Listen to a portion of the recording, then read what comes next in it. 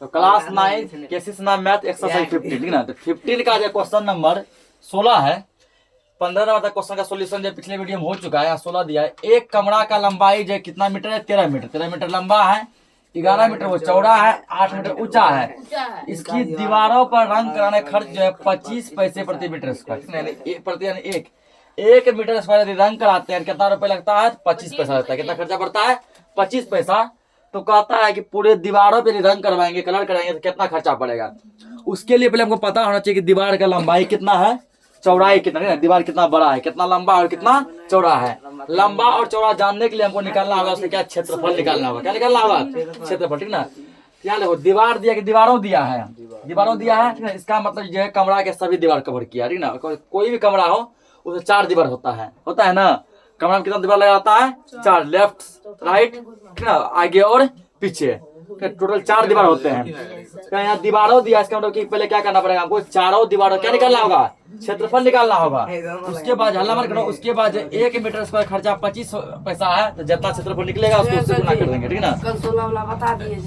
यहाँ लिखेंगे यहाँ पे ठीक है, हल्ला मत कीजिए। दिया है, दिया है लंबाई कितना दिया गया है? 13 मीटर ठीक ना। बी चौड़ाई कितना दिया गया है? हल्ला मत कीजिए, समझिए 11 मीटर। एच ऊंचाई कितना दिया गया? 8 मीटर है, ये दिया है ना। हमको क्या निकालना है? कमरे के चारों दीवारों का क्षेत्रफल निकालना है। तो यहाँ लिखेंगे कमरे के चारों दीवारों का क्षेत्रफल, क्षेत्रफल कमरे का दीवार क्षेत्रफल इसका फॉर्मूला होता है 2 into L plus B into H ठीक ना। 2 into L plus B into H. अब क्या करना है? इस फॉर्मूला पर सबको क्या करना है? पुट कर देना है, अपने आप आंसर निकल जाएगा इसका। 2 इंटू एल का मान कितना दिया? 13 दिया है, प्लस बी का मान है 11 इंटू एच का मान कितना? 8 ठीक ना। 2 यहाँ ब्रैकेट में गुना 13 11 होता है 24 गुना ये कितना हो गया? 8 ठीक ना। गुना करो इसको, 24 गुना 48, 48 गुना क्या करेंगे? 8 8 64 का 4 हासिल 6 8 32 38 ठीक ना। 32 38 इतना क्या हो गया? ये हो गया मीटर स्क्वायर ठीक ना। ये क्या हो गया? Metre square. अब बोला गया कि 1 मीटर स्क्वायर खर्चा जो है कितना जा रहा है? 25 पैसा। इतना मीटर स्क्वायर खर्चा कितना जाएगा ठीक ना। तो आप लिखेंगे यहाँ पे कि रंग कराने का खर्च ठीक ना, रंग कराने का खर्च क्या करेंगे? 384 ठीक ना गुना, और 1 मीटर स्क्वायर खर्चा कितना है? 25 पैसा। तो 384 मीटर स्क्वायर खर्चा कितना पड़ेगा ठीक ना। तो इसको गुना करना है, तो 25 चौके 100 का 0 हासिल 10, 25 8 200, 200 में 10 जोड़ेंगे तो 210 का कितना होगा? 210 का 1, 210 का 10 0 ठीक ना। हासिल बचेगा 21, 25 या 75, अब 75 में जोड़ो 21, तो 75 20 कितना हो गया? 95, 95 96, फिर इतना हो गया क्या? पैसे। इतना क्या हुआ? पैसे ठीक ना। अब हमको लाना किसमें है? रुपया में लाना है ना। तो रुपया में जब लाना है तो क्या करेंगे हम लोग? 1 रुपया में कितना पैसा होता है? 100 पैसा ठीक ना। इसको क्या करें? 100 से भाग दे दो ठीक ना। 100 दे भाग इसको, ये 0 0 खत्म, 0 0 खत्म ठीक ना। अब जो 96 आया ये रुपया ठीक ना, यानी कि 96 रुपया खर्चा पड़ेगा। नोट करो इसको। अगला क्वेश्चन दिया है ठीक ना कि एक घनाभ की लंबाई चौड़ाई और विकर्ण ठीक ना 60 सेंटीमीटर 20 सेंटीमीटर 65 सेंटीमीटर है। तो इसका क्या निकालना? आयतन निकालना ठीक ना। अभी तक तो देता था वो लंबाई चौड़ाई और ऊंचाई देता था ठीक ना। यहाँ पे क्या लंबाई दिया है, चौड़ाई दिया है, ऊंचाई नहीं दिया। क्या दे दिया है? विकर्ण। हल्ला मत कीजिए ठीक ना। हम जानते हैं कि आयतन निकालने के लिए हमको जो है लंबाई चौड़ाई ऊंचाई ना, आयतन का फॉर्मूला होता है घनाभ का आयतन का LBH होता है ना। लंबाई चौड़ाई, लंबाई गुना चौड़ाई गुना ऊंचाई। लंबाई दिया है, चौड़ाई दिया है, लेकिन ऊंचाई नहीं दिया है। ऊंचाई बोले क्या दिया है? विकर्ण ना। तो विकर्ण की सहायता से हमको पहले क्या निकालना है? ऊंचाई निकालना ना। फिर जो ऊंचाई निकलेगा लंबाई चौड़ाई दे ले वो ऊंचाई है, तब निकलेगा आयतन ठीक ना। पहले विकर्ण की सहायता हमको निकालना है ऊंचाई। तो यहाँ लिखना है दिया है दिया है, ठीक है ना।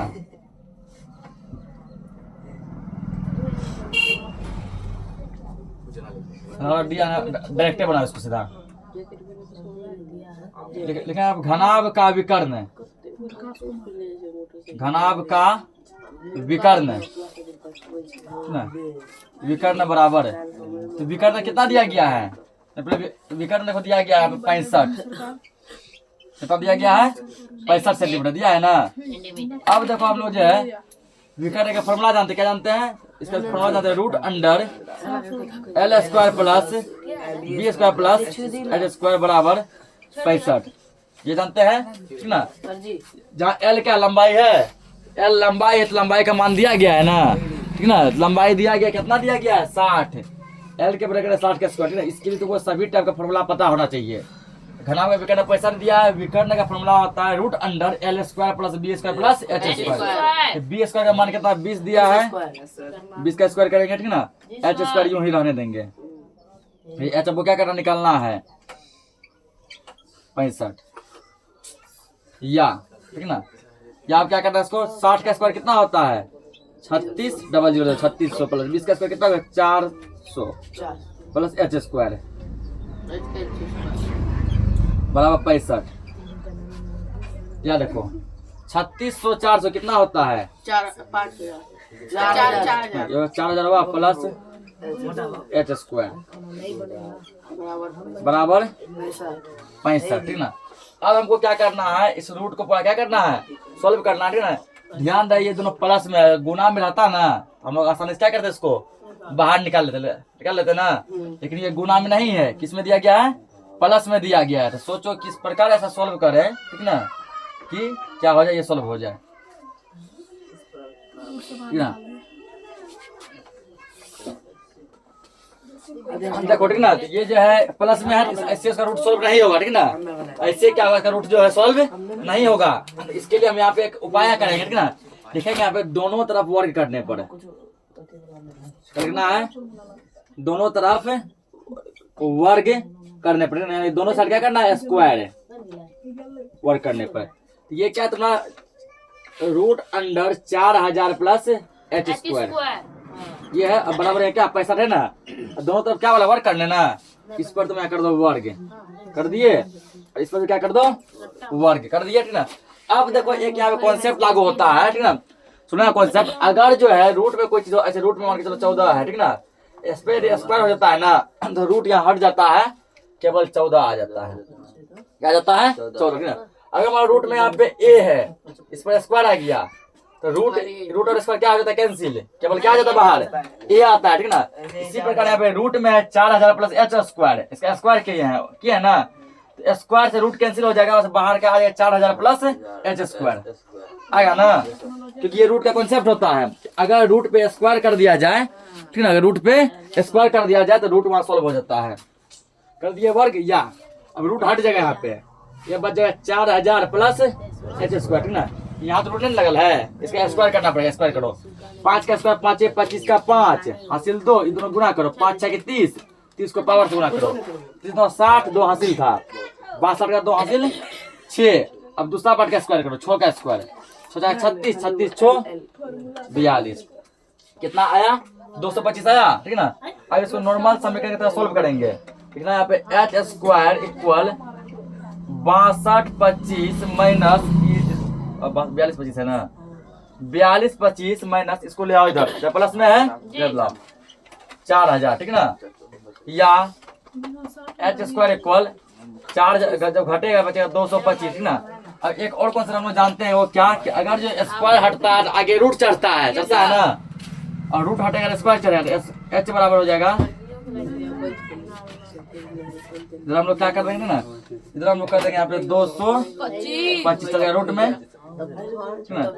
या एच बराबर 225 होता है, किसका स्क्वायर 15 का, इसको 15 गुना 15 लिख सकते हैं, ठीक ना। इसीलिए एच बराबर 15 को बाहर आ गया, यूनिट क्या चला सेंटीमीटर, ये कर लिए। ये तो एच निकाले ना, हमको निकालना क्या है, इसका आयतन निकालना, क्या निकालना है आयतन, ठीक ना। आयतन यदि निकालना है तो अभी लिख देंगे हम लोग घनाभ का आयतन। अब घनाभ का आयतन, ठीक ना। आयतन बनाओ तुम क्या, हम लोग क्या जानते हैं, LBH, ये जानते हैं ना, LBH। हल्ला मर कीजिए, हल्ला मर कीजिए। L कितना दिया गया, L दिया 60 गुना B दिया है 20, H लाया 15 गुना कीजिए, कितना कितना 6 दुना 12, 1200 का 12 गुना 15 से 15 गुना जब 12 करेगा ये होता है 180। कितना होता है 180, 2 जीरो इसका रख दो, 0 0 180। और आयतन निकाल के इसको करें क्यूब में, सेंटीमीटर क्यूब, ये इसका आंसर हो गया। नोट करो इसको। तो नेक्स्ट क्वेश्चन है, यदि किसी घनाकार पिंड का विकर्ण 7√3 मीटर है तो इसका पूर्ण पृष्ठ क्षेत्रफल, पूर्ण पृष्ठ का मतलब होता है कुल पृष्ठ, ये क्षेत्रफल, पूर्ण को कुल भी कहते हैं ना, टोटल। तो पूर्ण पृष्ठ क्षेत्रफल और क्या निकालना है, आयतन निकालना है। केवल एक चीज दिया है, इसके हेल्प से तुम मुझे ना 2 चीज निकालना है। सबसे पहले देखो, अगर हम लोग जो है पूर्ण पृष्ठ क्षेत्रफल लिखते हैं ना, इसका फॉर्मूला आता है 6 गुना भुजा स्क्वायर, यानी भुजा चाहिए। तो आयतन निकालते हैं घन का आयतन, तो इसका फॉर्मूला होता है भुजा क्यूब। यहाँ भी क्या चाहिए, भुजा चाहिए। क्या अपने पास भुजा दिया गया है, नहीं। क्या दिया है, विकर्ण दिया, ठीक ना। इस विकर्ण के हेल्प से क्या लेंगे, भुजा लेंगे, फिर उस भुजा के हेल्प से क्षेत्रफल और आयतन दोनों निकालेंगे। देखेंगे यहाँ पे घनाकार पिंड का विकर्ण, घनाकार पिंड का विकर्ण, ना हल्ला मर कीजिए ना। विकर्ण कितना दिया गया, विकर्ण दिया है 7√3 मीटर दिया गया। अब देखो, हम लोग घन का विकर्ण क्या जानते हैं, घन के विकर्ण का फॉर्मूला में जानते हैं भुजा क्यूब, जानते हैं ना। भुजा क्यूब या फिर भुजा का मतलब ए भी लिखते हैं, एक क्यूब, ठीक ना, एक क्यूब या फिर भुजा क्यूब, ये कहते हैं एक क्यूब बराबर 7√3 मीटर, ये दिया गया है ना।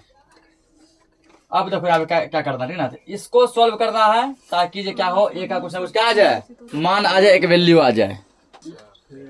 देखो ये तो होता है घन का आयतन का एक क्यूब होता है ना, घन के आयतन का फॉर्मूला होता है एक क्यूब। घन का जो है विकर्ण का होता है √3a, जहाँ ए क्या है, भुजा है, ए क्या है, भुजा। अब देखो यहाँ पे √3 से √3 कट रहा है, दोनों साइड कट रहा है ना, इसीलिए जो है ए बराबर आ गया तुमको 7 मीटर आ गया ना। भुजा मेरा कितना आ गया, 7 मीटर आ गया। अब जब भुजा मेरा 7 मीटर आ गया, अब उस भुजा के हेल्प से क्या निकालेंगे, पहले कुल पृष्ठ क्षेत्रफल, ठीक ना। देखिए यहाँ पे घनाकार पिंड का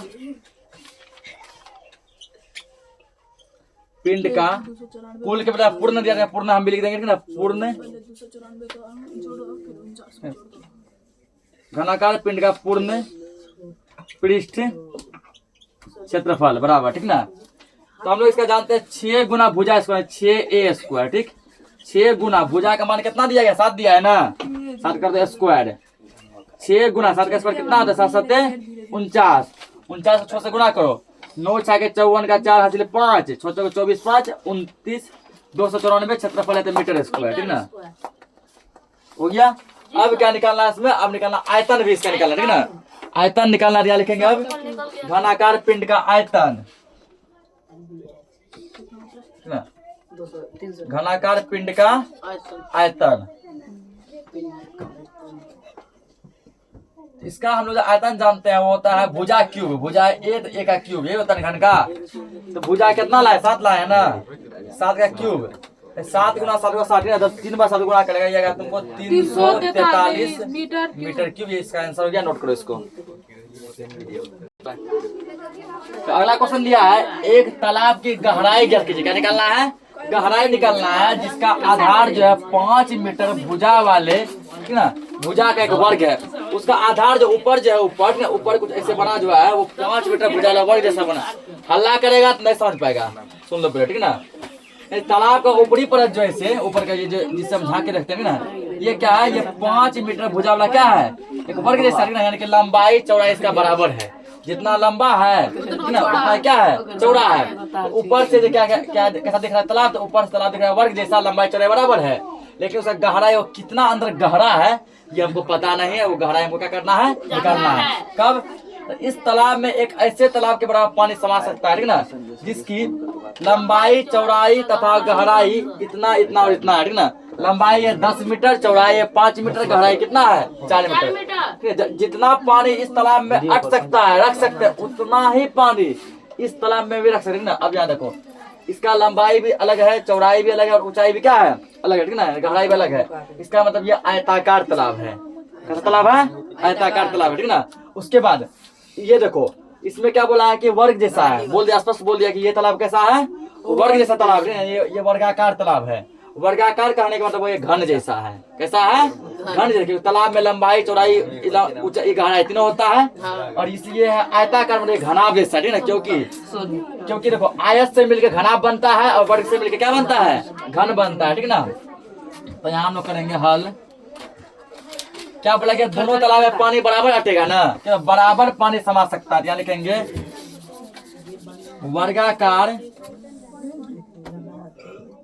तालाब का आयतन, ठीक ना। जब भी कोई चीज भरा हुआ हो तो आयतन निकालते हैं, ठीक ना। लंबाई, चौड़ाई, ऊंचाई तीनों हो, क्या निकालते हैं, आयतन। ये क्या होगा, आयताकार तालाब के आयतन के बराबर होगा। आयताकार तालाब का आयतन, ये दोनों आपस में क्या होगा, ये दोनों आपस में बराबर होगा, ठीक ना। सर एक मिनट, वर्गाकार आयताकार मत लिखो, यहाँ लिख दो। काम करो, पहले तालाब का आयतन, पहला तालाब का आयतन, दो तालाब दिया यहाँ पे। पहला तालाब का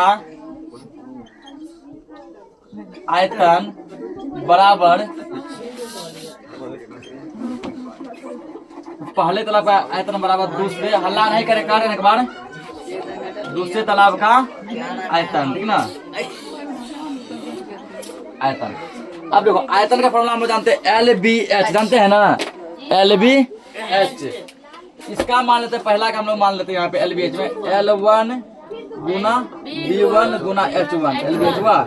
इसका मान लेते हैं हम लोग L2 गुना B2 गुना H2, मान लिए। अब देखो यहाँ पे L1 लंबाई, क्या बोला है कि ये वर्ग जैसा, वर्ग में क्या क्या होता है, लंबाई और चौड़ाई। 5 मीटर भुजा वाले एक वर्ग है, ठीक ना। लंबाई भी 5 दिया है, चौड़ाई भी कितना दिया है, 5 दिया है। अब बोला इसे कैसे जाने, क्या बोला, 5 मीटर भुजा के वर्ग है, वर्ग में क्या क्या होता है, लंबाई और चौड़ाई होता है ना। अब देखो यहाँ पे इतना कर लिए। गहराई बोला निकाल, गहराई के H1 मान लो, H1 मान लिए। इसमें देखो लंबाई दिया 10, चौड़ाई दिया 5, ऊंचाई दिया 4, ठीक ना। अब तो करना क्या, जो सब कट रहा है कटाओ उसको, ठीक। या इसका कर दो, H1 बराबर 10 गुना 5 गुना 4 बटे, ये है, इस गुना में सट जाएगा तो भागा में आएगा ना, 5 गुना 5। अब देखो कौन कौन कट रहा है, जो सब कट कटाएंगे, आंसर बस आ गया। 5 से 5 कट गया एक बार में, 5 से 10 का 2 बार, ठीक ना। इसीलिए H1 बराबर हो गया 4 दूना 8 मीटर, ठीक ना। ये हो गया ये। अब यहाँ जो इसे फॉर्मूला लिखा है, दो, एक तालाब की गहराई, ठीक ना। अतः तालाब की गहराई, अतः तालाब की गहराई 8 मीटर है। नोट कीजिए इसको, बाकी क्वेश्चन हम लोग अगले लेक्चर में देखेंगे।